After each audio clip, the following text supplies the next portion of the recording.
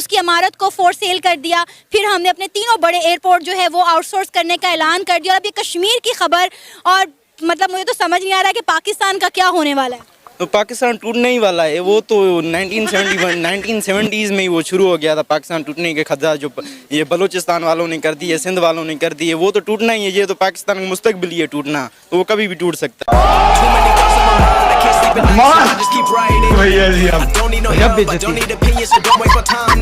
कि आपको पता है मुल्क कहाँ खड़ा है?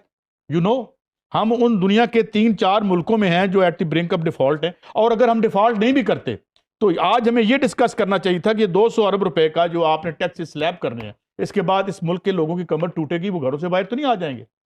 फिर 800-600 बिलियन डॉलर के और आपने टैक्सेस लगाने हैं। ये हमारे एग्जिस्टेंशियल इशू हैं। इस वक्त जिंदगी मौत का मामला है पाकिस्तान का। टके टके के लिए हम हर चौखट पे जलील हो रहे हैं। और 35 लाख का सूट पहन के मेरा प्राइम मिनिस्टर मुझे कहता, मैं मुहावरतन कह रहा हूं कि 35 लाख और अरबों के ढेर पे, जाती निजी अरबों के ढेर पे बैठ के कहते हैं कि तुम भिखारी हो, तुम भिखारी हो जिन पर मैं हुकूमत कर रहा हूं। उन्होंने यूएस जो है, उन्होंने इंडिया के जो बच्चे हैं उनके लिए फ्री जो वीज़े हैं वो भी कहा है कि आप हमारे पास आएँ, स्टूडेंट वीज़े जो हैं उनको फ्री दिए हैं। लेकिन पाकिस्तानियों का ये कहना था कि हमें क्यों नहीं मिले। तो आपको क्या लगता है कि पाकिस्तानी इस काबिल थे कि उन्हें भी दिए जाते? पाकिस्तानी देखिए, हर पाकिस्तानी एक जैसा तो नहीं होता, लेकिन मैं बात ये करूँगी कि यहाँ पर जो भी ओवरसीज़ पाकिस्तानी है वो शायद ज़्यादा अपना शो ऑफ करते हैं। ये पता नहीं क्या बात है कि वो पता नहीं क्या ऐसी हरकतें करते हैं बाहर जाके। जैसे अब यूएसए की बात करूंगी, वहाँ पर एक पाकिस्तानी ने एक 13 साल की बच्ची को छेड़ा और अब जेल में है।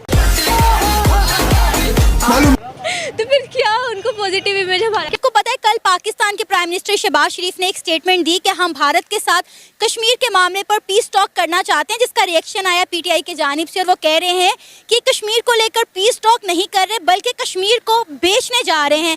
क्या आपको लगता है कि कश्मीर को वाकई में बेच दिया जाएगा, या कश्मीर को बेचना इतना आसान है?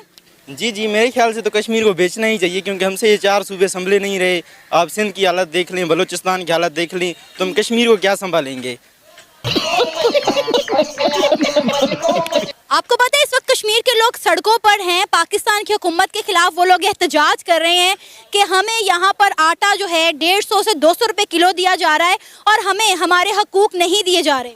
तो जो फिर पाकिस्तान के साथ है उनके साथ भी तो यही हालात हैं। बलूचिस्तान में देख ले, वहाँ पे भी 160 रुपए किलो आटा मिल रहा है, सिंध में 170-80 रुपए मुश्किल से मिल रहा है। एक तो मिल नहीं रहा, मिल रहा है वो भी 170-180 का। इससे बेहतर है कि वो चला जाए इंडिया के साथ।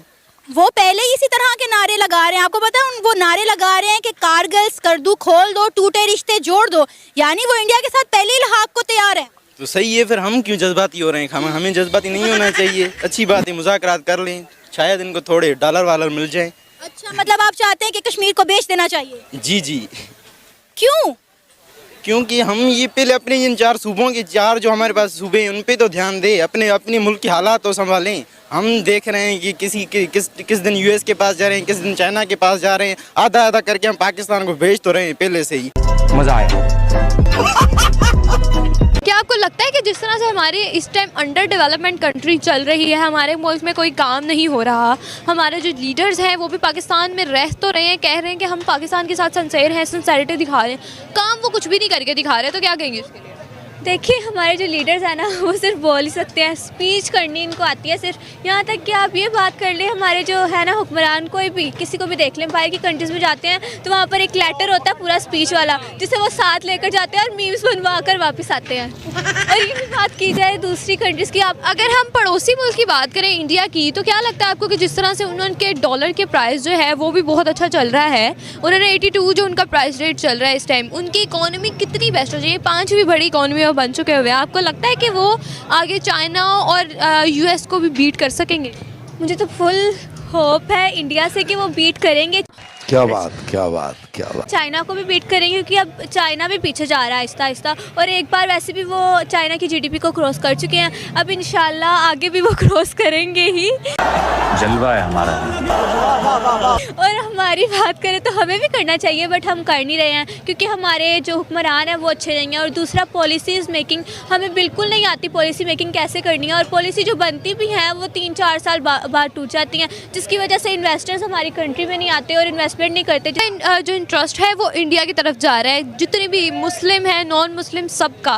क्या लगता है कि पाकिस्तान के साथ जो पहले कंट्रीज़ काम करती थी उन्होंने काम करना इसी वजह से छोड़ा कि पाकिस्तान जो है वो सिर्फ एक अंडर डेवलपमेंट कंट्री बन चुका है और इंडिया जो है वो आगे जा रहा है? उन्होंने इसलिए काम करना छोड़ा है क्योंकि पहले तो उनको सिक्योरिटी इश्यूज़ हैं, दूसरा पाकिस्तानी, आपको पता ओवरसीज़ पाकिस्तानी बाहर की कंट्रीज़ में होते हैं तो वो ऐसी हरकतें करते हैं कि बस हमारा इमेज ख़राब है बाहर के मुल्कों में, किसी भी कंट्री में, यहाँ तक कि हमारे जो पाकिस्तान को तो ये कहा जाता है कि ये एक चोर मुल्क है। जी बिल्कुल। आगे स्वाद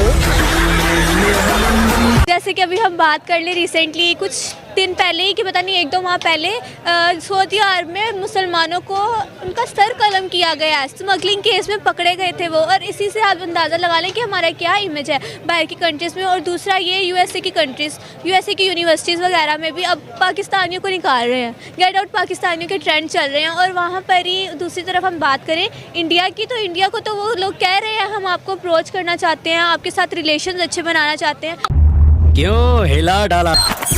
देखिए, नरेंद्र मोदी को जो दावत दे रहे हैं शहबाज शरीफ साहब, तो देन अगेन उनके साथ बैठ के उन जो डिसीजंस है या रियलिटी चेक, देखिए रियलिटी चेक बहुत इंपॉर्टेंट है, लेकिन अभी क्या ऐसी हमारे पास लीडरशिप है जो धड़ल्ले से फैसला कर सके या धड़ल्ले से बैठ के आई टू आंखों में आंखें डाल के बात कर सके, और मोदी से कर सके या किसी से भी कर सके, कर सकती है।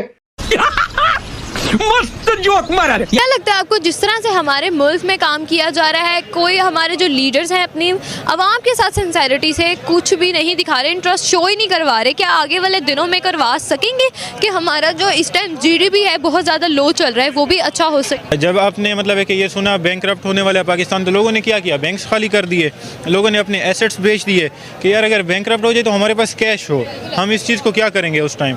तो ये लोगों का एक बड़ा नेगेटिव पॉइंट था अपने मुल्क के साथ। ये टाइम था जब उनको मुल्क के साथ ठहरना था, उन्होंने जो है ना मुल्क के साथ ही गद्दारी कर दी और अपने एसेट्स बेच दिए। और कई मतलब है कि जो ऐसे थे अच्छे मतलब अच्छी क्लास से जो थे वो मूवी कर गए पाकिस्तान से, उसी टाइम निकल गए कि यार हम इस मुल्क में क्या करेंगे। कौन है ये लोग, कहाँ से आते हैं?